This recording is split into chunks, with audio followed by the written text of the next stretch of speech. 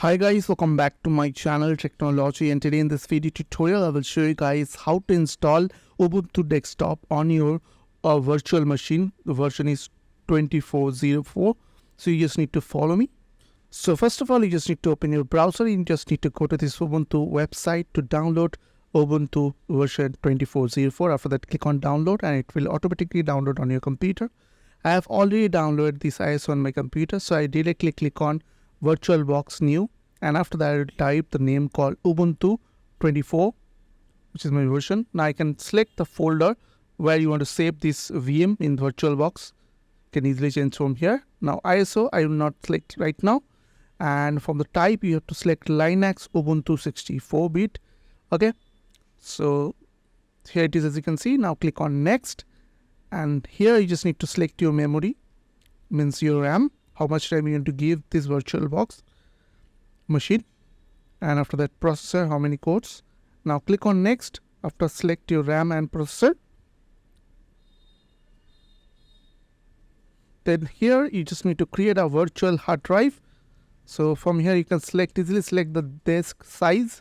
After that, click on finish. Now you just need to what you have to do, you just need to select your Ubuntu machine and click on settings. Now click on storage and click on empty, double click on empty, and here you will get an option called choose a disk. So you just need to click on that option, and after that select your ISO file. Now you just need to click on OK button. After done, you just need to click on start. Now it will take some time to prepare your VM. After that, you just need to press enter to try or install Ubuntu. Now after start your VirtualBox, it will automatically pop up Ubuntu welcome screen, from where you can easily install Ubuntu on your VirtualBox. So you just need to select choose the language. So I'll select English and next. After that, from here you can easily select your wired connection. Now click on select install Ubuntu and click on next. Now choose the first one and default section and click on next. And from this window you can select the third-party software, graphics, hardware driver.